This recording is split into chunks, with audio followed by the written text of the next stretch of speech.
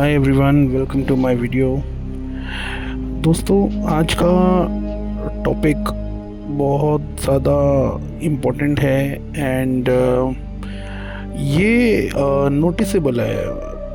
मतलब जब से आपने देखा होगा कि जब से 2020 के बाद से एकदम वर्ल्ड पूरा चेंज हो गया है और काफ़ी सारे लोगों के माइंड में आती भी होगी ये बात कि 2020 के बाद से दुनिया पूरी चेंज हो चुकी है। जैसा पहले एक ईज़ था लाइफ का, एक कंफर्ट था और एक माइंड में भी क्लैरिटी थी और डर का कोई वातावरण नहीं था कुछ भी। उससे पहले शांति का वो था, एक टाइम चल रहा था।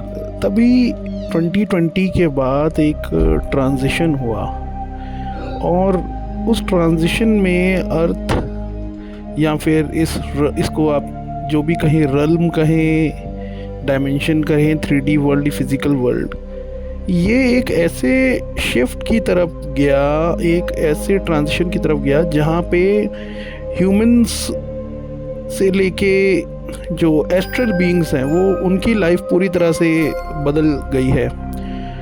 एक जो टाइम होता है जिसको आप रोज़मर्रा की लाइफ में देखते हैं घड़ी के रूप में, वो उसकी तेज़ी अचानक से बढ़ गई है। टाइम में एक बहुत बड़ा चेंज देखा गया है। कई लोग कहते भी हैं कि ये 1 घंटा अब ऑलमोस्ट 40 मिनट्स का हो गया है। कोई कहता है कि 30 मिनट्स जो पहले हुआ करते थे अब वो 1 आवर आज का हो गया है। तो ये चेंज तो आया है, लेकिन आया क्यों? ये सब लोगों के माइंड में आता ज़रूर होगा।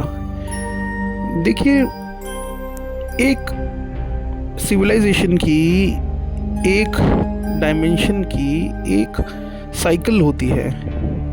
कुछ भी यहाँ पे परमानेंट नहीं होता। इस 3D वर्ल्ड में, इस फिज़िकल वर्ल्ड में चीज़ें हमेशा चेंज होती रहती हैं और हमें ये देखना है कि हम किस चेंज की तरफ अपने आप को लेके जाएं। क्योंकि 2020 के बाद से लोगों को बहुत मौके मिले, लोगों को समझने का मौका मिला कि भाई अब हमें जो है शांति रखनी चाहिए या फिर कुछ नफ़रत का माहौल हो या फिर एक दूसरे से बहुत ज़्यादा डिस्टॉर्शन यानी विभाजन जैसा माहौल बने और लोगों का भी मतलब रवैया जो है लव एंड वननेस की तरफ से बहुत हटा भी है काफ़ी सारे लोगों का। और 2020 के बाद उनको मौके मिले कि आप यहाँ तो इस तरफ आइए या तो उस तरफ। 2022-23 के बाद तक उनको चांस मिलता रहा, 24 के एंड तक भी होता रहा। बट अब जब से 2025 आया है और 2025 के आने के बाद चीज़ें और ज़्यादा तेज़ी से चलने लगी हैं और अब जो शिफ्ट ये हो गया है 2025 तक, अब ये कंटिन्यू रहेगा आने वाले 5 to 6 ईयर्स में भी 7 ईयर्स। क्योंकि एक अंदाज़ा लोग लगा रहे हैं और काफ़ी सारे जो शमन कल्चर के जो मेडिटेटर्स हुआ करते थे और प्रोफेसीज हो गए, बहुत सारी चीज़ें वहाँ पे यही दिख रहा है कि 2025 से अब ये शिफ्ट होना रुक गया है कि आप यहाँ तो इस साइड आइए या तो उस साइड, मींस इविल साइड, या तो फिर दो जो वन इन्फिनिट क्रिएटर है, लव एंड वननेस की वाइब्रेशन, आप वहाँ आइए।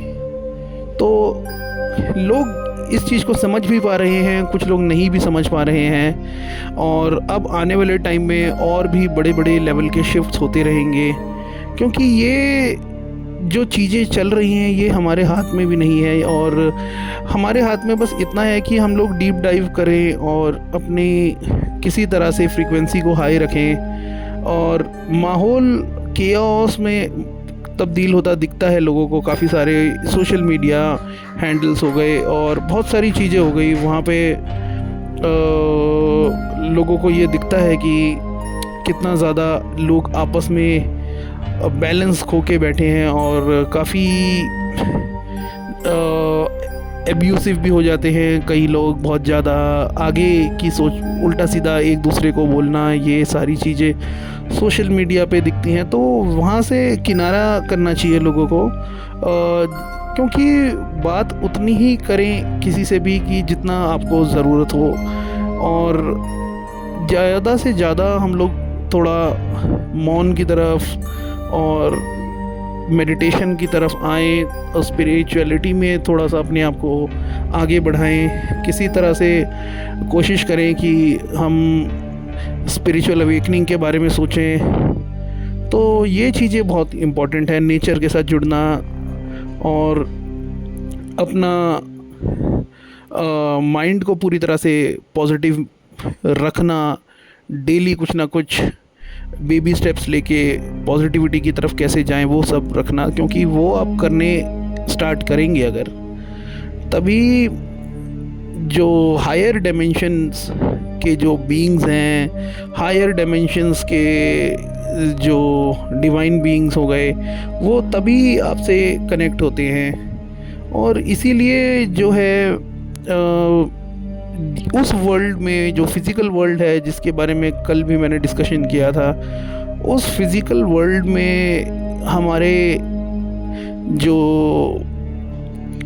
ड्यूटीज़ हैं, रिस्पॉन्सिबिलिटीज़ हैं, वो हम एक अवेयरनेस के साथ और प्रेजेंट में रहते हुए उसे करें, और कम से कम हम लोग इन्वॉल्व हों या बिल्कुल ना हो, जो जहाँ पे हमें केओस दिखता है वहाँ से अपने आप को किनारा करने लगें, क्योंकि उसी से ही आपका पाथ क्लियर होगा, आप भी उस ट्रांजिशन को अच्छी तरह से और आगे लेके जा पाएंगे। क्योंकि एक शिफ्ट और आप देखेंगे जो 2020 से 2025 के बीच में जो शिफ्ट हुआ, उसके आगे का भी शिफ्ट होना है। टेक्नोलॉजी बहुत अपने आप को आगे लेके जा चुकी है और वननेस में भी आने की काफ़ी कोशिश लोग कर भी रहे हैं और कई लोग नहीं भी कर रहे हैं। तो ये उन्होंने जो है अपने आप को अलग अलग टाइमलाइंस की तरफ मोड़ दिया है, और अब लोगों को ये समझ में भी आ रहा है। और अब जो है हमें यही देखना है कि फिज़िकल वर्ल्ड से हम लोग कैसे असेंशन की ओर आगे बढ़ें और कैसे हम अपनी ग्रोथ को आगे लेके जाएं।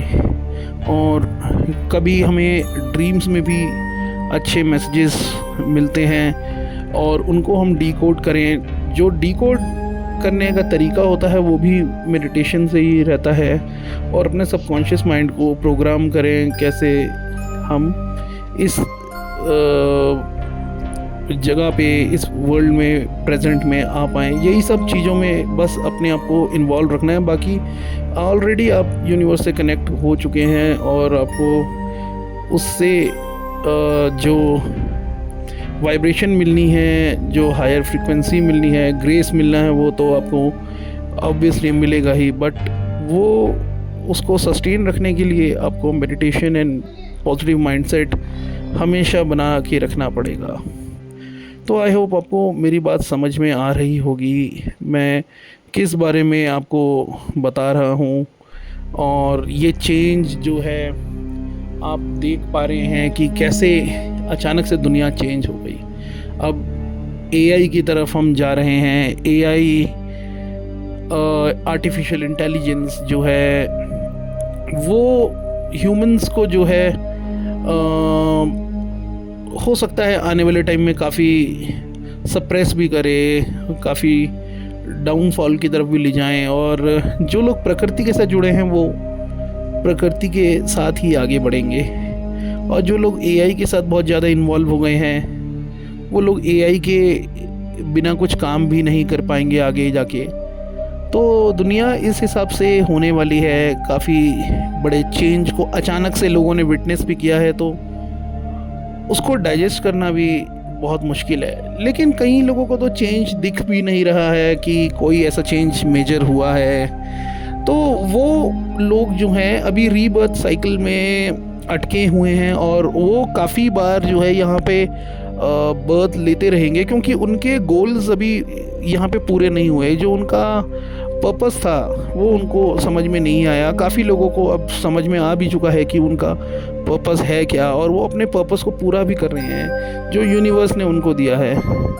तो ये चीज़ें जानना बहुत इम्पोर्टेंट है, इस समय तो बहुत ज़्यादा इम्पोर्टेंट है। और अपने पर्पस को जानने के लिए ऑब्वियसली आपको अपने सबकॉन्शियस माइंड को बताना पड़ेगा कि आपको अपना पर्पस जानना है, और यूनिवर्स आपको जो है मैसेजेस ड्रीम्स के रूप में, और आगे जब आप बुक्स पढ़ते हैं तो उसमें कुछ सेंटेंसेस के रूप में कैसे न कैसे भी आपको टेलीपैथिकली जोड़ देता है। तो इसीलिए अभी नोटिस करना बहुत ज़रूरी हो गया है इन सब चीज़ों को। तो आप लोग भी कोशिश करिए, हम सब कोशिश करें कि हम एक पीसफुल इन्वायरमेंट को हमेशा मैनिफेस्ट करें, और कैसे हम लोग बैलेंस में रहें, और हम कियोस से कैसे दूर रहें, और कभी भी किसी भी तरह की ये कियोटिक चीज़ें हैं जहाँ पे आपको लग रहा है कि आपकी वाइब्रेशन बहुत डाउन हो सकती है, वहाँ से जाने से इग्नोर करें। काफ़ी लोग जो हैं शादी पार्टी और बहुत सारी गैदरिंग्स में भी जाना अवॉइड करते हैं, बट अगर आप प्रेजेंट में रहते हुए ऐसे इवेंट्स को फेस कर रहे हैं, शादी पार्टी जहाँ गैदरिंग होती है, हर तरह का व्यक्ति आता है, तो हमें हमेशा उसमें कोई भी एज सच इशू नहीं होगा, क्योंकि प्रेजेंट में रहते हुए आप एक मेडिटेटिव स्टेट में रहते हैं, एक वन मोमेंट में अपने आप को लेके चलते हैं, तो वो नाउ मोमेंट कहलाता है। और उसी टाइम आपकी सोल को जो है, या आपकी स्पिरिट को जो है, वन इन्फिनिट क्रिएटर अपने हिसाब से चलाता है। Thank you, have a nice day.